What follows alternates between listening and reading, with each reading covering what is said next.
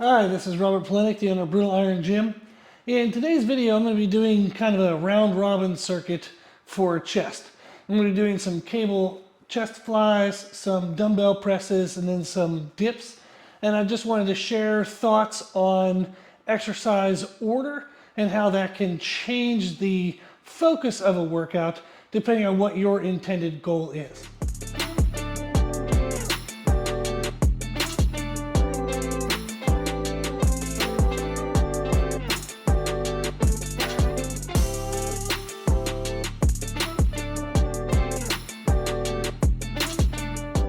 Okay, so the first thing you're going to notice is probably that I moved the bench. So I moved the bench because I wanted to give a better angle for the videos from what I had it set up as. Typically when I'm pressing in here, not filming, I have the bench flipped around, so when I'm sitting up, I'm always facing into the gym. So that way if my wife is down here with me, we can chit chat. And it just kind of feels better to not have your back to the middle of the room. So then the second thing is I'm warming up. I'm going to be warming up the chest flies and the chest press. I don't really need to warm up the dips. I'm going to be just using my body weight. So the flies and the presses are kind of warming up the shoulders and the elbows and everything for me. I don't need to warm this up. Whenever I get ready to do it for my working sets, the flies and the dumbbell presses will have been the warm up for this movement.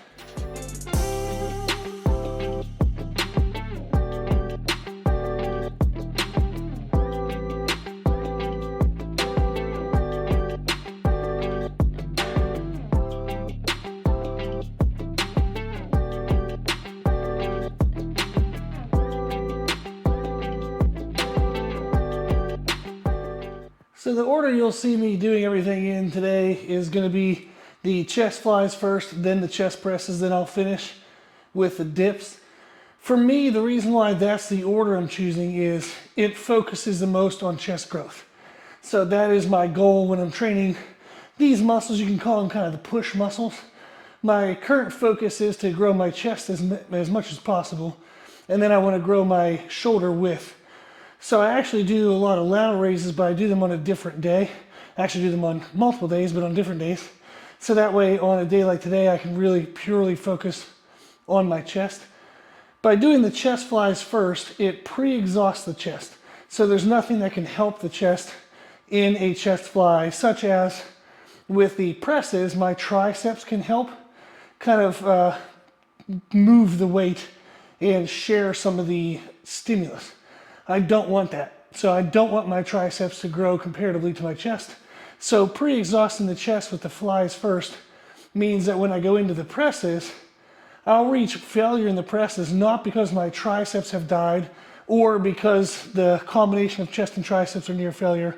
It'll be because my chest has failed. So therefore the dumbbell chest presses are going to be a chest exercise for me because I'm ensuring that I'm going into that movement with my chest fatigued the most, so it will die first. That way I know it'll be a maximal chest growth movement in this workout.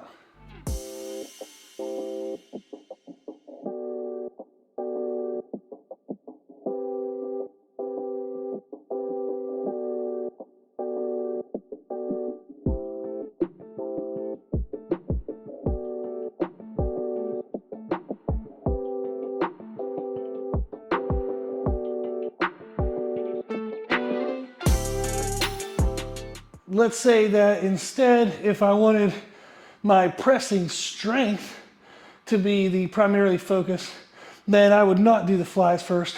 I would probably do the chest press first, or even the dips. Like you might actually start with dips. If you were doing pressing strength specific for, say, powerlifting, where a flat bench or barbell bench press is part of the competition, you'd want to start with the dumbbell presses. You might even be doing a barbell bench. But let's say we're staying with these three exercises today. But let's say you want pressing strength and you're more of maybe like a tactical athlete and you're looking for weird angles, weird positions, maybe strongman. Then it would be arguable that you could actually start with weighted dips as a really good way to overload the triceps, overload the shoulders, because you might be doing weighted dips. That would be a great focus for a pressing start. So in those movements, especially the dips, you're going to have a lot of tricep and some chest for sure, but not a ton of chest. Whereas in dumbbells, you're gonna have a blend of the two, triceps and chest. It depends on your anatomy. If you have long upper arms, you're gonna have more chest in the chest presses. If you have short upper arms like I do, you're gonna have way more triceps. So it depends on what focus you want, but you would change the first movement from a fly to actually a press. And that will give you more of a pressing strength focus. And then you might end with flies. So that way you still get some chest growth as like an accessory movement. You want to make sure that your chest is strong. You can't just be focusing on triceps for pressing development.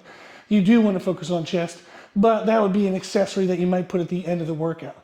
So the order of the movements makes a huge difference because, like I was saying, where if I do flies before presses, I know that in my presses that I'm going to fail because my chest is fully fatigued. Whereas since I have shorter upper arm bones, I'm definitely more tricep dominant. So if I do chest press first, I'll fail because my triceps are maxed out, not because my chest got maxed out. It will absolutely be beat up to some degree, but it won't be the limiting factor. By ensuring the flies are first, I make sure my chest is the limiting factor. But if you wanted just pressing strength, you would make the presses first, and then the limiting factor would be whatever is weakest in the combination of pressing muscles. So that way you would get that weak point to catch up to the other stronger muscles.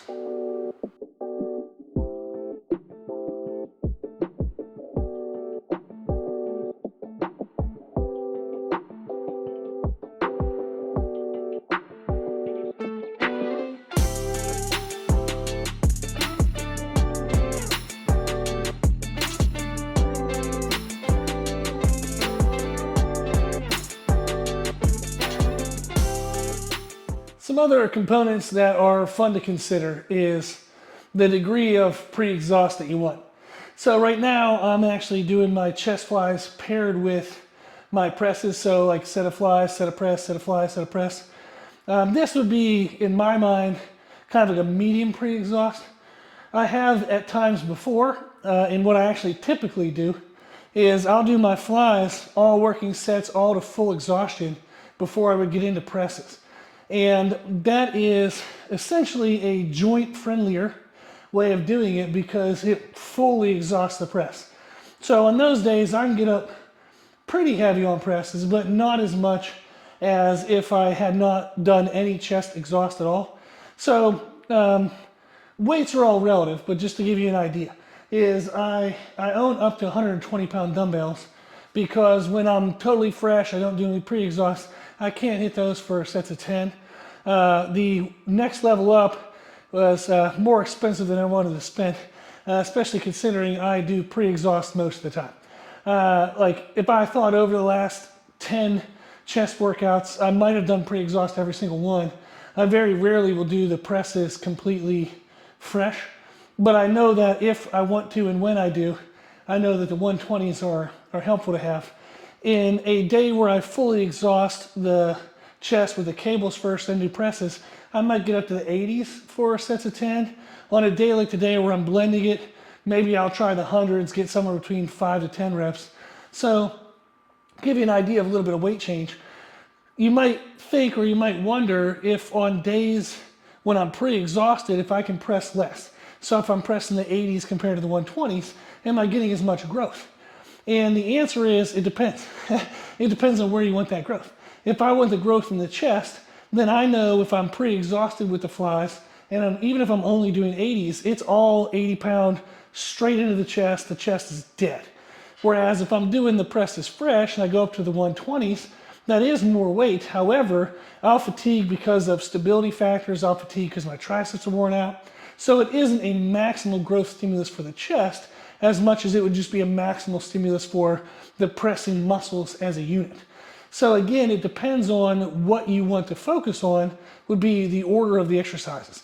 If you did want to maximally tax out your pressing muscles, then you do the presses first. You'll probably be able to do a crap ton of weight, so that'll be great. But if your goal is chest growth and you do pre-exhaust first and it ends up meaning that you need less weight or you can't do as much weight on the presses, totally fine. The goal isn't as much weight as we can move. The goal, if your goal is chest growth, is to fully fatigue the chest.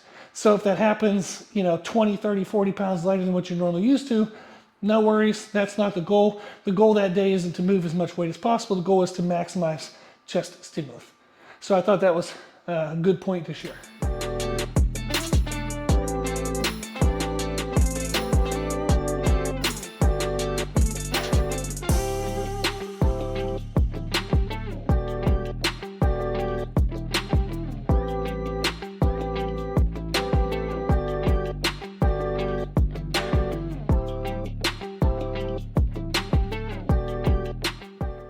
Now I'm fully warmed up, fully out of breath. So I think I found my weights for now. So on the cable chest flies, I'm gonna be doing 70 pounds, 10 reps.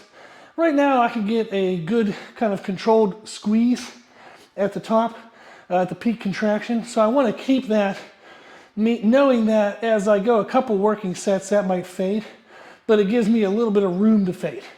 If I was coming into now what I would consider like working sets, the main part of the workout, if I was, having to go 100%, if you think of like an RPE, rate of perceived exertion, they use that scale a lot in powerlifting.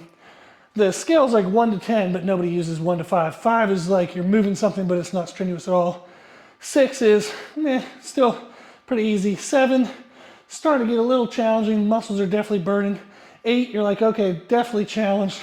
Things are burning. 9, good God, this is really hard. I can barely do it correct. 10 is, I don't know what happened. I survived it. I'm happy. So I want to come into the working sets at like a 7 or an 8 where there's still room to increase the intensity. So as my muscles die, for example, on chest flies, maybe I can get the first couple reps with a pause, and then at the end, I just have to kind of get myself out there, but I can't hold it. So I want to start into my working sets where I have a little bit of room on that. The dumbbell presses, so far the whole time in the warm-ups, I've been focusing on kind of squeezing my chest from the bottom. So I'm trying to keep my triceps out of it, trying not to use any momentum, trying to like limit any kind of bounce out of the bottom. It's just a nice squeeze, kind of that pace. Really good for getting the chest warmed up and really good for chest growth. But now that gives me some wiggle room on the working sets. I think I'm gonna stay at 80s. And each round, if I need to, I'll kind of use a little more momentum, use a little faster pace, let my triceps kind of help out. And for me, how I play with that is, as I'm pressing up, if I think of pressing kind of wider, like wider than my shoulders, I'll get a lot of chest. Whereas if I think of bringing my hands in and pressing straight up from my shoulders, I get a lot of triceps. So as I start to fatigue on these working sets, if I need to, I can go a little faster, kind of like bounce out of the bottom a little bit. I can bring my hands in and use more and more triceps. And then I'll go ahead and start adding in the dips. Just body weight, I have no clue what I'm gonna get. I would hope between 5 and 10 reps. If I can't get at least 5, then it's better for me to wait for this and do it at the very end, or I would have done this fresh if that was a struggle. If I get more than 10, then I typically would wait this, or I'll go even slower. I'll do like pauses at the bottom. I'll kind of control my tempo, like a 3 count up, 3 count down. I'll just play with that and then speed it up if I needed to. So I usually will do 5 to 10 reps if it's kind of like a growth component. I'll do high reps if it's kind of an endurance burnout at the end of a workout or a warm-up. I typically don't go lower than 5 reps. I have when I used to do like powerlifting and more strength-based stuff, but I don't do that now for like growth. So you just need too many sets in order to get like a total volume load that would be worthwhile for growth. So that's going to be what we're looking for the working sets, is sets of 10 on the flies, pausing as many of the reps as I can, set of 10 on the presses, maybe 5 to 10, but hopefully 10 on the presses, where I'll play with how wide I'm pressing and the speed I'm pressing, and then 5 to 10 reps on the dips. So we'll get into the first round, then we'll chit chat after that.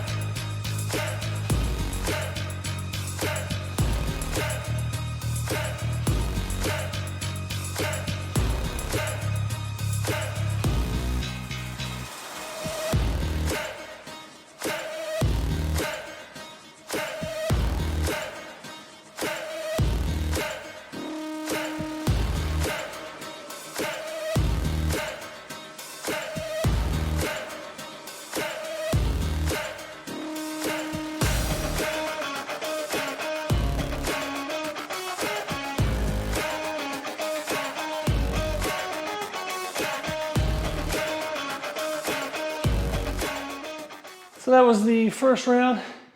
I ended up getting 10 on the chest flies with a good pause.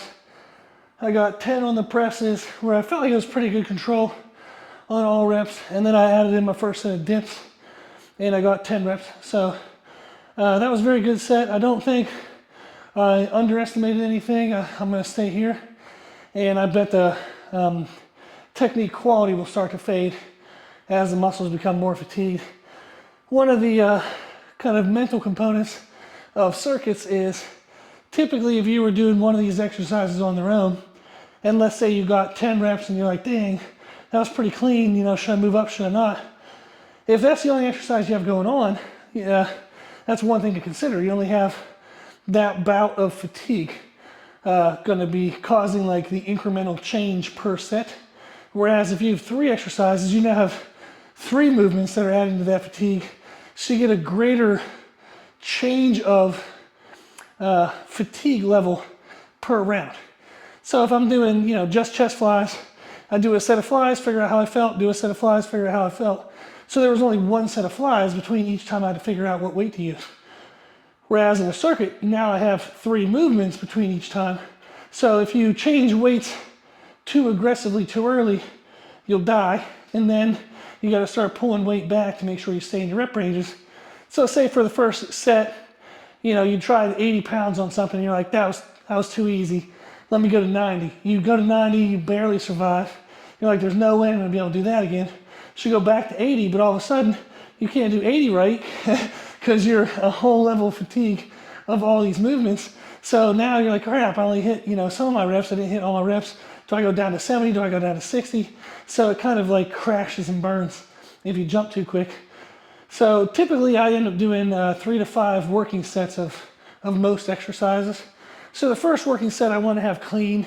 The second one, if it starts to feel like, okay, that's also clean, now I can kind of risk something, and on the third set if I die, oh well, it's the third set, it's good. Whereas let's say I go conservative on sets 1 and 2, and then on the third one I'm like, oh man, that actually, I still did pretty good there. Then I'll go ahead and take it a jump, and if I crash and burn on the 4th set, great, because it's the 4th set. So I give myself a little bit of wiggle room in working sets.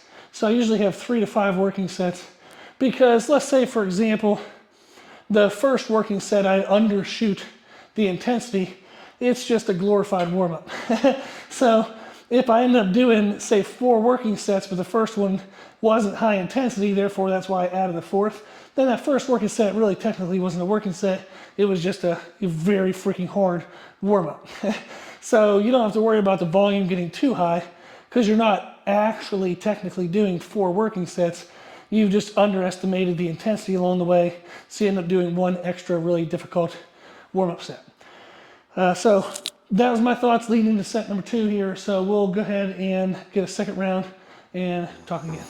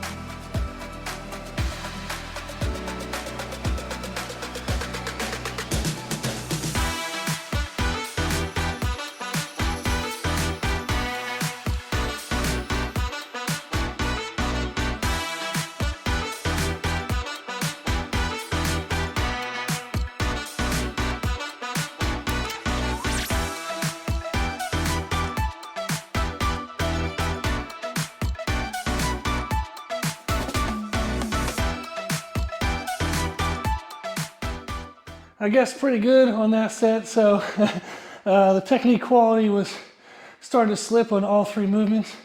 On the flies, what I'll notice is if I still want to get that like squeeze at the contraction, and my brain knows that's what I'm looking for, it'll actually start to, as I come in together, it'll start to turn my hands in to help get the front of the shoulder to hold that squeeze. But if your hands were to stay parallel or even slightly angled into like a V where your pinkies are closer together, that's more purely chest. If your hand starts to roll, if it starts to roll over, your front shoulder's starting to help. So I didn't lose the squeeze. My body instead cheated by rolling my hands over. So I watched that in the last set. And then dumbbell presses, I definitely had to start kind of like a little bit of a bounce out of the bottom and moving a little bit quicker on the tempo. I definitely started pressing narrower as well, trying to get the triceps to help. And then the dips, much faster tempo. That was, still got 10, but the tempo was a lot quicker to get all 10 in. So I'll take a good break and then catch a third set, and that'll probably be my last set. The rest that I take between circuits like this, usually 3 to 5 minutes. If I'm doing crazy strongman stuff where it's like yoke carries, frame carries and stuff like that, farmer's walks and stuff, I might take longer rest periods. Or if I'm doing more bodyweight style circuits, like we have a garage gym that has like a lot of CrossFit stuff, like a Concept 2 rower, Echo bike, ski erg, a couple other odds and ends. Like if I'm doing kind of like Metcon kind of stuff work, I'll take shorter rest periods, but typically bodybuilding style circuits, 3 to 5 minutes. And then the rest between the sets, between the movements is very short. I literally, I'll finish a movement, walk over to the camera, hit stop, pick the camera up, move where I want it, angle it, hit play, then go into the next movement. So probably less than a minute. Well, I know for sure less than a minute. So probably somewhere around 30 seconds by the time I release tension in one movement, set things up, get into the next movement. So I would aim for 30 to 60 seconds would be a good transition time. A little shorter if you could. But that's also something fun to play with, you know? So if in your first working sets, you're feeling pretty good, things are going well, you might only take 20-second rest between exercises and maybe only like a 2.5, 3 minute rest between the circuits. Whereas as you start to fatigue, you can kind of stretch those out a bit, go up to 60 seconds between the movements, go up to 5 minutes between the circuits, just to help you maintain heavier weight load. That's extremely helpful if somebody's strength needs to improve yet, so they have room for improvement in strength. And what I mean by that is, if you can bench, you know, say over your body weight, you can squat 1.5 times your body weight, deadlift like 2 times your body weight, you're probably a good enough strength level that when you do bodybuilding type stuff or accessory type stuff like this, you have a good weight load to create a significant amount of muscle damage. Whereas if you're under those strength levels, you might not be able to create a lot of damage if the weight load you're using in movements like, say, chest flies. You know, if you're doing chest flies with 20, 30 pounds, that's arguably not a significant weight load to create significant muscle tissue damage. Therefore, it would be great to do circuits because you can get more damage, but then it also might be nice to take a longer rest, so maybe you can use 40 pounds on chest flies. That's just an example. Like I've had powerlifting clients who maybe they've struggled to get their bench press up. I ask them what they're doing before like we started working together, and they'll tell me like skull crushers, but they're using like 8-pound dumbbells. Total waste of time. It's just not heavy enough to actually stimulate strength progression in the triceps. It's too isolative of a movement, just too difficult of a position. So I'll swap that out for something that they can move heavier weight loads on, and all of a sudden their bench goes sky high. So that's something to consider is if you want to increase the weight loads that you can use on movements, taking a little bit longer rest helps. That's also something like clients, I have them do 4-week progressions. So you get a new program every 4 weeks. Week 1, maybe shorter rest periods because you're getting to learn everything. As the weeks go on, especially in week 4, if you're struggling to make, you know, a weight increase or a repetition increase, some kind of weekly linear progression, then extending your rest periods to try to get that extra rep or to get those extra 2.5, 5 pounds can be a good exchange because it does help to push that muscle further into stimulus and damage. So if your goal is growth, it's better to take a little bit longer rest. you're not getting as much of a cardiovascular stimulus, but that's not your main goal. You wouldn't want to sacrifice your main goal of growth just for a secondary goal of trying to keep up a cardiovascular fitness level. Now, you don't want that to drop way off, but if we're talking about an extra 30 seconds, it's not going to make or break anything cardiovascularly, but it can actually help you get that extra rep or the extra 5 pounds. Okay, enough of me yapping. I'm going to catch this last set, and then we'll reconvene.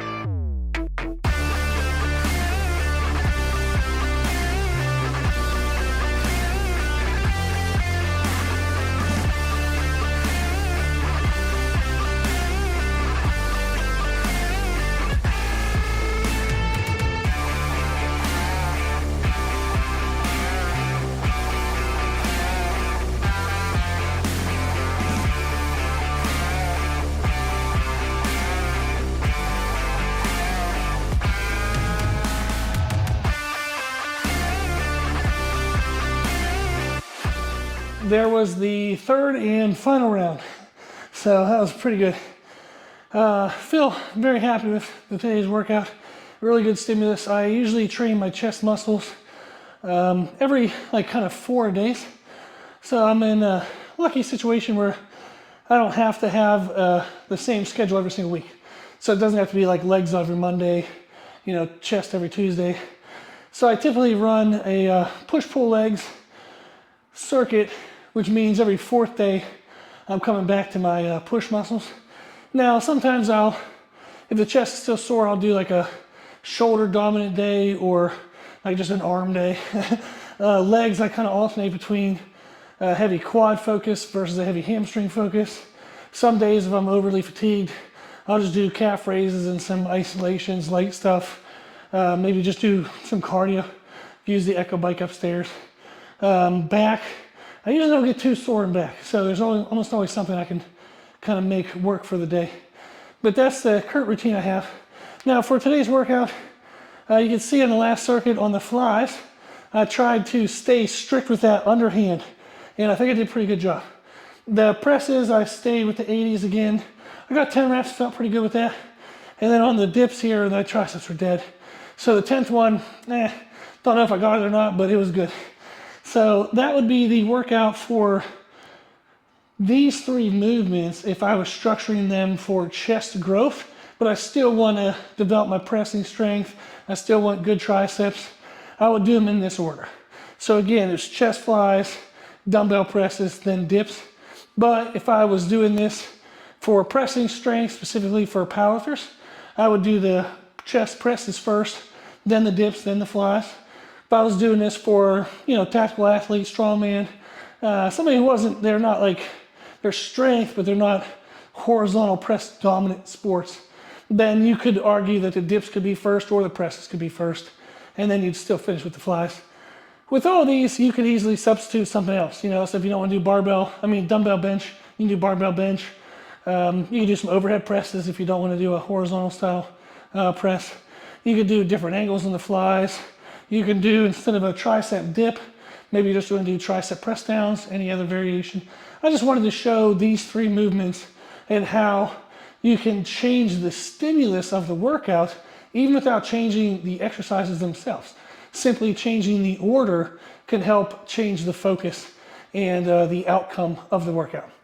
If you like this kind of workout, let me know, and I'll make more videos like this where I kind of just chit chat about programming concepts and some other elements.